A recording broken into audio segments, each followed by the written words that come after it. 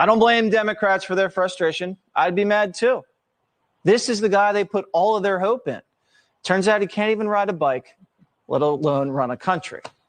Democrats are done with him, and nobody wants to work for him, not even his most loyal aides. Today, we learned that Biden's communications director, Kate Bedingfield, is leaving the White House, jumping ship, fleeing to the lifeboats. The Biden presidency is underwater. And the next person in line to the throne isn't much better. Actually, she's a lot worse.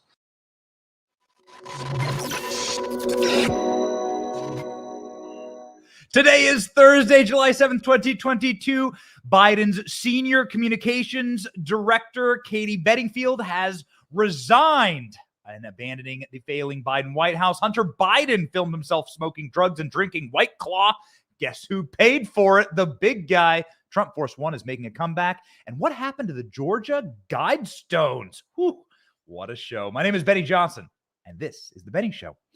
Good morning to you all, and I say to you, why would you want to be the last person at a lame-ass party? You know, those kind of parties that they're like funerals, and they're no fun. Maybe they were fun earlier in the evening, but as the night drags on and the pizza gets stale and the beer gets warm and people start to sort of leave and there's not that many people around, you're like, why the hell am I here? I don't want to be the last person here. This is going to be really lame. This is going to be really, really creepy. I don't want to be here with like the host and they're kind of drunk and they're kind of old and they have syphilis and they have dandruff and they have fake dentures and they're sniffing me and they're smelling my hair and they're grabbing me from behind. That would be what it's like at the Biden White House right now, as Biden White House staffers flee the lame party that is the Biden administration, the collapsing and failing regime of Joe Biden. Biden's communications director, somebody who's been with him from day one, Kate Bedingfield, is resigning. She's out of here, baby. She's out of here. She's a trusted aide who has been with Biden his entire time at the White House.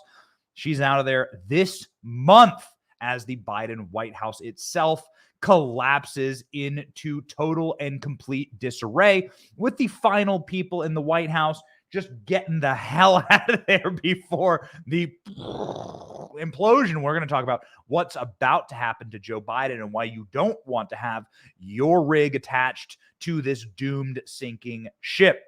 Who is Kate Bedingfield? Well, she is Joe Biden's senior communication aide. She is leaving to spend time with her husband and young children. You know, you can appreciate that. I mean, I guess I can kind of appreciate that.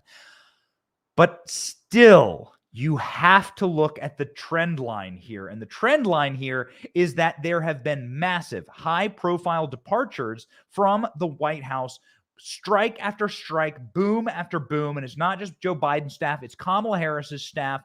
This is indicative and endemic of the dysfunction inside of this White House. This is a critical time for Joe Biden and Democrats as November midterm elections boom and heat up. Multiple polls suggest that Republicans are set to win a majority of seats in the House of Representatives and clobber Democrats in the Senate that will further drag down the party. Without Bedingfield's talent and tenacity, Donald Trump might well still be in the White House, said the announcement of Ron Klain on her leaving. The actual announcement is, oh my God, everything's destroyed. Our hair is on fire. Joe Biden, he can't even wake up without an Amber Heard in his bed. If you know, you know. Crapping the bed is a specialty of the Biden White House, and those who are smart know to flee the sinking ships. Rats flee ships because they live in the bowels of the ship and up against the side of the ship. And when a ship breaks or water starts pouring into the ship, the rats know first because they're living up against the side of the ship. They're living down in the holes of the hull of the ship. And that's what these rats are doing. They're the hell out of there. They're leaving the White House. It's not just Bedingfield, Jen Psaki, Cedric Richmond, Seth Harris, Simone Sanders, Ashley Anteny, Sabra Singh, Tina Flournoy, Peter Veltz, and Vince Evans have all left the White House. Here is how Joe Biden started his regime. You can see Bedingfield on there on a little graphic. You see Jen Psaki, Karine Jean-Pierre, she's hanging on by a fingernail right now. Ashley and Tenny, Simone Sanders, gone, poof, extinct, see ya, in Jurassic Park. And the reason why they're all leaving is because they're working for Jurassic Park. And what I mean by that is they're working inside of a dangerous zone where there is a Jurassic, really old fossil roaming around, not knowing where he is, a danger to himself and all of those around him, falling off his bike, falling down the stairs. Who the hell would want to work for a man who can't even remember the names of his own family members and the politicians that he's worked with for the better part of the last 4,000 years that he's been alive? Check out Joe Biden, 90 straight seconds of Joe Biden forgetting names. A solid meeting with the Obama Democrat. Javier Baccaria. Javier, Mr. Secretary. All right, Chuck. Thank you very much. All right. It's Chris, but anyway. Chris. I just did Chris. And I want to thank the former general. I keep calling him general, but the guy who runs that outfit over there. I want to make sure we thank the secretary. Jill and I have always enjoyed seeing Pete and Kristen, which I have done personally with the president of China. It was my boss, Senator Shelley Caputo. You may remember, I got in trouble when we were running against the senator who was a Mormon, the governor, okay? The Instagram question answer with one of the leading soccer players in the world. The latest episode of Here's the Deal podcast with Andrew Young. Brought in a guy from Illinois who ended up being a great Secretary of Transportation. Secretary of... Every day I between an hour and a half brief with the former head of our former Surgeon General. Anyway, are holding up the nomination of the president put forward for the Supreme Court. I want to be clear. I'm not going nuts. Could you imagine going to work every day and working for that? Joe Biden has no idea where he's at. Joe Biden has no clue who he is. Joe Biden has no capacity to handle or manage anything. And that's why I'm staring right now, looking at this article from CNN from yesterday. I can't get over this article from CNN. After a string of Supreme Court setbacks, Democrats wonder whether Biden White House is capable of urgency the moment demands. The big breakout from this article is that Biden's own staff don't believe in him. If you are a president of the United States and your own staff begin to turn on you, and I'm not talking about the people who turned on Donald Trump in order to get the limelight, in order to get media praise, in order to get the warm glow of leftist Washington, D.C., that's a totally different motivation. These people are just opportunistic scum. The people who are turning on Joe Biden because of Joe Biden. According to CNN here, reading, several officials inside of Biden's White House say that Biden has a tendency to berate his advisors. He's displeased with when a situation is being handled or events go poorly, and that's trickled down the rank in the West Wing, leaving several mid-level aides feeling blamed for failings despite lacking any real ability to influence the building's decision-making. That's contributed to recent staff departures, according to people familiar. The article goes on to say that Joe Biden throws temper tantrums, that Joe Biden wanders around the White House and people are scared of him, that he's a mean bully. And this is what happens when you have a low information, low IQ president who can't make decisions. The other thing that the article highlights is that Joe Biden has no clue how to make decisions. Bottlenecks and indecision. Reading to you from CNN. Sources say that decisions in the White House are getting bottlenecked as veteran advisors urge Biden to take the long view rather than focus on fast responses. Few are trying, and even fewer are succeeding at pushing back against Biden's infamous inability to settle on decisions, from tariffs in China to student loan. Joe Biden can't make a decision because Joe Biden doesn't have a functional brainstem. He is an empty hamster cage with a spinning wheel and no hamster inside of it. Just a bunch of sawdust. That's what's going on inside of Joe Biden's brain, and it's really too bad for his own family because he's going to need to muster everything he can to keep his son out of jail. As the departures reign, as departures reign from the White House, we reign upon your social media screens these new depressing and embarrassing images of Hunter Biden smoking crack, drinking White Claw inside of a green vessel. This is supposed to be a sobriety tank that Hunter Biden is in, but he's token and he's drinking inside of it. And guess who paid for it all? That's right, 10% for the big guy. Exclusive footage obtained by The Sun. This is from The Sun, an English newspaper, shows the president's deeply troubled son taking a hit from what appears to be a crack pipe inside of a health spa in Newburyport, Massachusetts. Hunter, 52, can be seen floating around and touching himself sexually while tripping. Ambient music plays in the background. Why the hell are you filming this stuff, you freak? Then he leaves the tank briefly, comes back with drugs that he uses and a black cherry flavored White Claw. Got to tell you, if I was a seltzer brand, I would very much not like my brand associated with this deeply creepy video. Man, how messed up is Hunter Biden? And how messed up has Joe Biden got to be to run for president in the midst of this happening to his kid? It's not just Joe Biden. Ashley Biden was in rehab at the same time. Now, this is going to be controversial in the comments. I know that there are a lot of people who are young parents or who are parents or who want to be parents that watch. And I got to tell you, even grandparents, watch this show and we love all of you. But you damn well know inside of your soul that the way that your kids turn out is in part a reflection of how you raise them, who you were. Your kids are just empty vessels when they're born. They absorb, right? They're just sponges. They absorb everything that you teach them.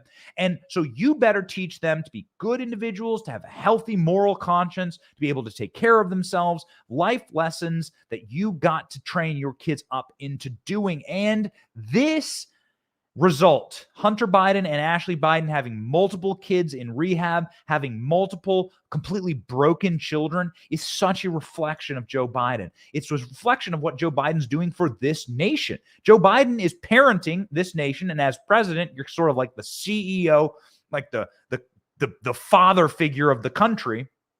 This is where the fireside chat comes from. This is where the Ronald Reagan style president comes from, right? Where you're really caring for people and you're showing that you care about them. And that gives the nation confidence to carry itself forward and to believe in itself. And if you are a completely and totally shitty dad, and if you are a bad person, and if you're a self-absorbed black hole narcissist like Joe Biden is, drunk on his own power and obsessed with his own career and letting his kids get rotted from the inside because he can't care about them and he doesn't love them, well, then this is the kind of kid you're going to wind up with. Sorry to say it. I'm a dad myself.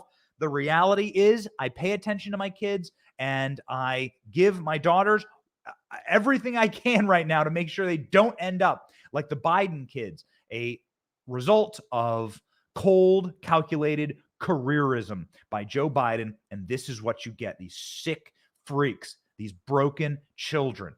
That's my rant on parenthood. I believe it in my bones. This is just an endemic. This is what happens in the Biden family. It's a messed up family because Joe Biden's a horrible father and he's a horrible president. He's just a horrible leader. That's why people are fleeing the administration. It's why his kids are so screwed up. Tough beans, baby. But that's the reality. That's how parenting works. Anyway, these photos, of course, come from Hunter Biden's laptop, his iPhone backup on his laptop, where he filmed himself getting high, fighting his own demons in this drunk tank. And who paid for it, you may ask? Well, you see, here's the thing. Joe Biden paid for it. Joe Biden paid Hunter $75,000 in this time period. $75,000 being wired today. says Joe Biden to his kid. You know when you wouldn't have to wire your son $75,000? If your son wasn't in charge of a criminal enterprise, multinational criminal enterprise that romped and rampaged through the world, trading on your name and your political office, Joe, that's when you wouldn't have to wire your crackhead kid all this money. You could have prevented it by being a good dad and not allowing your son to be a criminal. But a criminal he is, and a criminal he will be proven. I can't say too much because we've had a lot of conversations with a lot of people in the know. We've been doing a lot of phone calls because things are heating up. Let me just tell you this. Things are heating up. In my next story, I will prove it to you how hot they are getting. They're getting red hot, cook an egg on the sidewalk hot right now in Trump world and in the political world. And in the new right, which we represent, which we are a part of, are fighters. They are not going to take the authoritarianism and fascism of the left lying down. They are going to impeach, they are going to subpoena, and they're going to break these people. The rules are going to apply both ways. So what you see with the January 6th committee and what you see with the political prisoners on January 6th, little grannies waving American flags, welcomed into the U.S. Capitol by the FBI, like these are the people who are going to be avenged by the Republicans when they take office and begin to issue their own subpoenas, begin to ask their own questions about Capitol security. Now, why am I really digging deep on this? Because we've done our own research. We've spoken to the people who had the authority at the U.S. Capitol that day. Kash Patel says that there is a document Donald Trump has signed to authorize 20,000 National Guard troops at the Capitol to protect and defend the Capitol.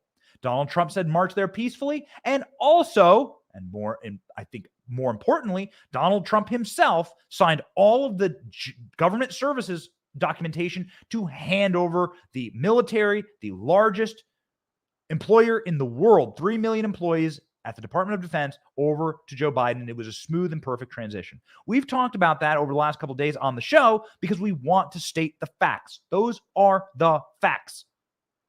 Now, what the left is doing is utilizing this opportunity and this moment in the imagery of that day, which was bad and horrible, and we disavow people who behaved criminally, period. We disavow them. Absolutely no reason to fight cops. Sorry, people. No reason to fight cops. No reason to hurt cops. We can talk about what happened, but we got to state that. They are using the imagery of that day to now attack MAGA, to now attack conservatives, to now go after an entire movement of peaceable, happy, America-loving individuals. That is sick, and that is wrong. And when those same tools and when that same weaponry and when those same law enforcement organs are going to be turned on the left, turned on Bill Clinton, turned on Hillary Clinton, turned on the Biden family, turned on Mayorkas and Merrick Garland, they are not going to enjoy what happens. When the same law enforcement agencies are directed to go after Antifa cells, they're not going to enjoy what happens. They're not going to like the perp walks. And they're coming. Mark my words. They're coming. Believe that. Believe that. So here we stand. What way, Western man? Where are we going to go, right? What's going to happen? I tell you this. These same tools that the left are using against the right now in order to suppress the Hunter Biden story, in order to try and keep Hunter Biden out of jail, not going to work. Hunter Biden will be indicted. Take it to the bank, timestamp it right now. Hunter Biden's getting indicted. Hunter Biden is going to be subpoenaed into infinity, as will Joe Biden. And I hope Joe Biden, on his last day in office, which would be January, 2025, January 20th, 2025, after he gets destroyed, 40-state landslide in the 2024 election, because Joe Biden's insisted he's running. I believe Joe Biden is going to run. I think Joe Biden's going to run. Joe Biden has said he's going to run. He's stubborn, he's brittle, and he's a bully and a brutalist, and he doesn't listen to reason. His brain is broken. And more importantly, Joe Biden has to continue to run for president because this is a tactic to control the Justice Department and to use it as your own personal Stasi. That's what Joe Biden's doing, to protect his son and to protect his criminal enterprise. That's what's happening right now. But mark my words, when that when those same powers are going to be taken over by a Republican Congress, supermajority, and a Republican Senate, probably not a supermajority, probably not 60 senators, but still a Republican Senate and a Republican Congress, those powers are going to be taken and used in a way that the left has never seen before, and they will scream like demons, and it will be glorious. And then when the executive branch gets taken back, I think there's going to be a lot more savage and wiser steps that will be taken. Unlike 2016, where there was no preparation, no one was counting on Trump winning, including Trump. By his own admission, Melania said so, and so did Trump in multiple interviews. We weren't counting on it. I was there on election night in New York with Trump in 2016. I was there. I was standing there at the bottom of the ballroom inside of the downtown Manhattan Hilton. That's where Trump had his party. And everyone was shocked. And I watched that dude walk down the staircase at 2 a.m. and the world changed forever. But they weren't prepared. And they'll tell you they weren't prepared. There are a lot of bad choices, a lot of bad decisions, and that's not going to happen again. And why do I know that Trump is running in 2024? Because of what I'm about to show you next. Donald Trump ran in 2016 and thanked and gave credit to one thing above all else. How could Donald Trump do 7 states in a day, 7 different campaign rallies? Remember, Hillary Clinton didn't go to Wisconsin. Hillary Clinton didn't go to Michigan. Hillary Clinton didn't go to Iowa. Hillary Clinton didn't go to Ohio. And all those states went for Trump. How could Trump pull off so many states in one day? The plane. Trump Force One, as it's called. Donald Trump has his own plane. Now, that plane was famous. My first time ever meeting Trump, way back in 2015, sitting there freezing my ass off at a little airport in Dubuque, Iowa. Donald Trump's plane comes flying over the airport, and the speakers crackle behind me, and they start playing the Air Force One theme song. By Air Force One, I mean the Harrison Ford movie. Remember that really cool movie with Harrison Ford? Kicks the guy, get off my plane. Get off my plane. Kicks him out. He gets choked out. So cool. Air Force One. There's a theme song to it. It's a very neat theme song that crackled on the speakers behind me, and you saw Trump Force One flying over the airport. And it was really majestic. It was really cool. I've never seen anything like it. Well, anyway, Trump yesterday announced that same plane, the plane that he credits very much so his 2016 presidential win, because he had his own plane and he could hit up 7 states in a day, go. He said that this plane is ready to hit the air again. It's been grounded for 5 years to be modernized and renovated, given a new paint job. And it goes out once more, starting in, according to Trump, in a post on Truth Social, starting in the fall of 2022. Now, what does that mean? Ladies and gentlemen, come on. You can connect the dot. Even Joe Biden could connect this dot and this dot. What does that mean? It means Joe Biden's announcing in the fall of 2022, or maybe before, according to Trump. Trump stated, and I'm reading the post right now, now it has been completely modernized and renovated. It looks great, all done in the great state of Louisiana, and is coming back to the skies in the fall of 2022, or maybe sooner. Get ready. It does look beautiful, and the get ready means a presidential announcement. You may not like it. You may love Trump. You may hate Trump. Everyone has an opinion on him. You may not want this to happen. It's happening. Donald Trump's going to run again. Watch, and connect the dots and pay attention and get ready to see this plane a lot. Check out these clips of Trump Force One. Brand new paint job, drippy drip fresh, nice and gold and black. Check it out.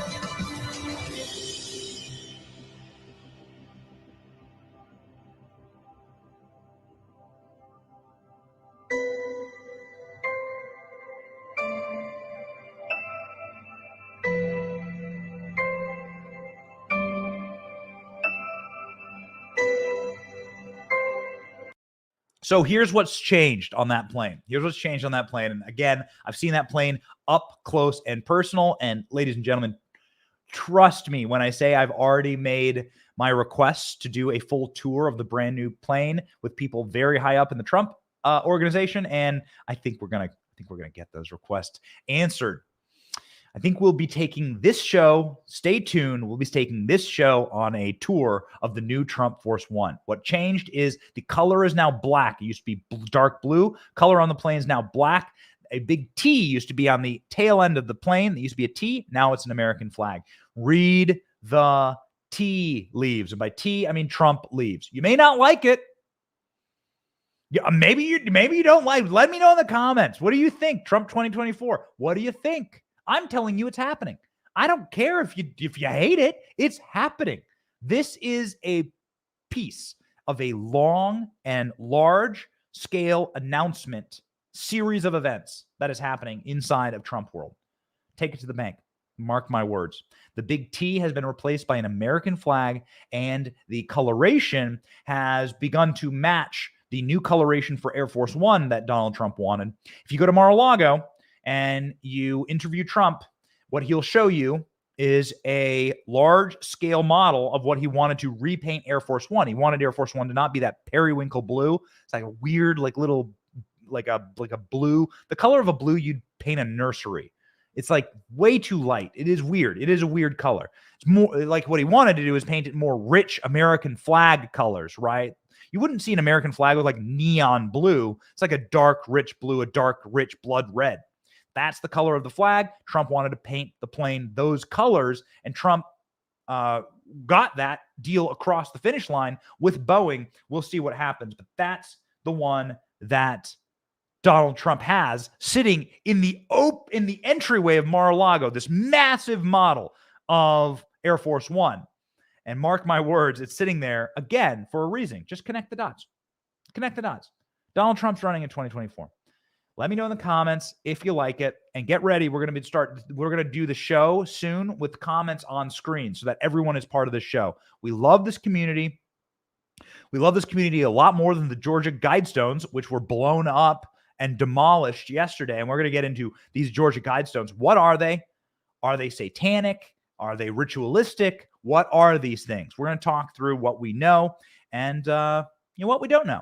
We do know that they've collapsed, but let me tell you something that hasn't collapsed. Our viewership of this program, and it's because of you. We do love you. We will be going on the Trump jet. We will be covering all these things. We will be taking you all the places that we want to go. We will be taking this show as a community into the cool, kick-ass, wild ride of the next 2 years. Pay attention to this space. And all we ask of you on this show is that you please click subscribe. Please click like. Please ring the bell so that you see when we're live. That really helps us. And, we're not going to ever ask. Times are tough for everyone. We're not asking for money. We don't ever want to do that. We have great sponsors and great partners on this show, and we appreciate them. And our most important partner is you. So we just want to say thank you. We hustle and bust our asses every single day to bring you excellence on this show and to make a show that you're going to love to watch, because we're you. We're you. You're us. We're you. And we want to bring you the things that you care the most about. Let me know. Do you want to see inside of the Trump plane? Do you want an exclusive tour of inside of the Trump plane? I'm already seeing the comment section light up like insane, saying Trump plane, let's do the tour now. Trust me, your boy Benny's working on it. Pay attention to the space. Keep subscribing. Keep sharing this show. We are growing exponentially, and we just want to say thank you. And shout out to Studio Sam. Is the Studio Sam cam on? Do we have the Studio Sam cam up today? Come on, Sam, say hi to the people. There's Studio Sam. We are live. We're always live on this show. We say thank you. Look at what you've helped us build. Look at what we're building now. Wait till we get our brand new studio. We're retrofitting a garage to make like a cool garage studio. All great American companies start out of garages. Ours is absolutely in line with those great American companies. At least the way they use IBM, Apple. These are like great innovators. Love this country. They started out of a garage. Google started out of a garage. Yeah, they morphed into something completely evil. I'm not saying that we want to be Apple or Google right now, but nonetheless, we're going to be garage broadcasters, and we'll take you on a full studio tour when that build is done, and it's all thanks to you. We love you. Things we don't love, the Georgia Guidestones. The Georgia Guidestones. What the hell are these things, and why are they in a pile of rubble? The Georgia Guidestones are super mysterious objects. They are these massive granite objects that have extremely strange things written on them in like 9 different languages. So the Georgia Guidestones have 19-foot high, 6-meter high, parallel, bear 10-part messages in 8 different languages: English, Hebrew, Hindi, Swahili, Spanish, Russian, Chinese, and Arabic, as well as 4 ancient languages. They're calling for like a new world government, essentially. They call for population control quite explicitly. They say that only 500 million people should be living on Earth at any time. That is a major call for population control. I mean, that alone is evil enough for me. But that means that 80% of the world's population needs to essentially go somewhere, right? Like be done away with. That's what the Stones are calling for. Among other extremely weird things, like they call for a world government. They call for a world language. They call essentially for the degradation of religion, the degradation of our traditions, and for like a new, like humanist world government, essentially.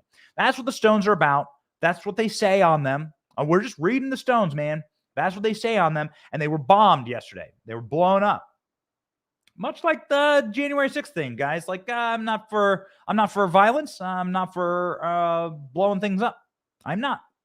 And so we do have to say that we don't agree with the tactic, but that doesn't stop us from saying that we also don't agree with what these damn Stones said. Like, you're talking about population control and these things and essentially world government. And that's what's led to a lot of people saying that this is, these are satanic. These stones are there for ritual. These stones are there to like essentially divine a new government after a nuclear holocaust.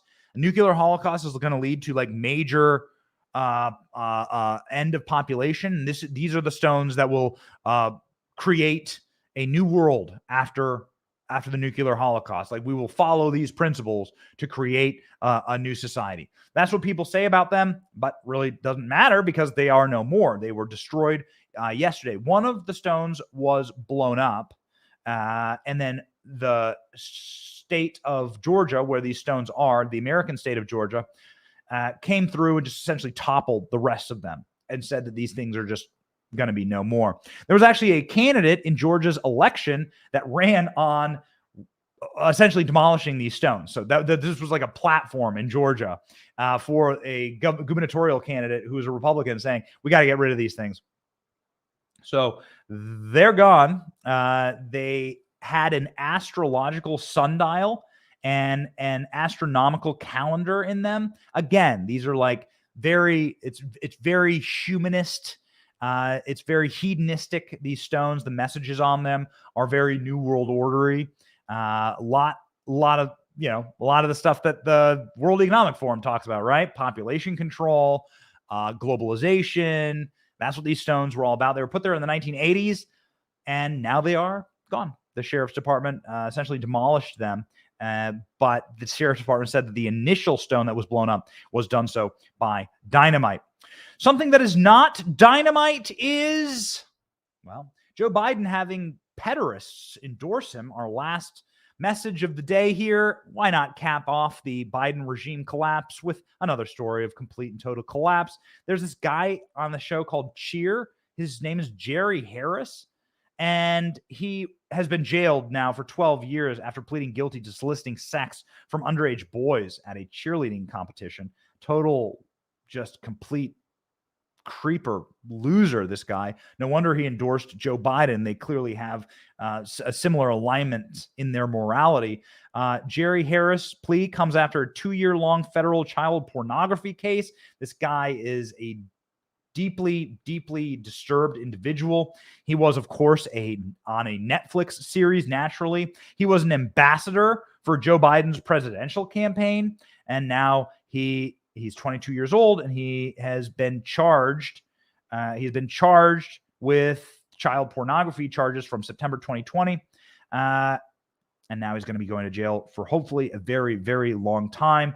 He lived in Chicago, but this dude is, I don't know, man. Why is this administration surrounded by such creepy weirdos, such freaks? Again, he was an ambassador for Joe Biden's presidential campaign. We'll see if he and Jesse Smollett can be ambassadors for Joe Biden in 2024 from their prison cells. Maybe they'll have like a little live cam, a little live feed, and they could still campaign for Joe, because these people are they're of the same moral fabric. That same moral fabric is leading Joe Biden's administration officials to flee in record numbers and to backstab and front stab Joe Biden in the media. Joe Biden's administration is in total collapse because they see the writing on the wall. The writing on the wall, number one, Hunter Biden's going to get indicted, and along with him, probably Joe Biden, because Joe Biden was part and parcel and totally a complicit and active in the criminal enterprise that is the Biden family.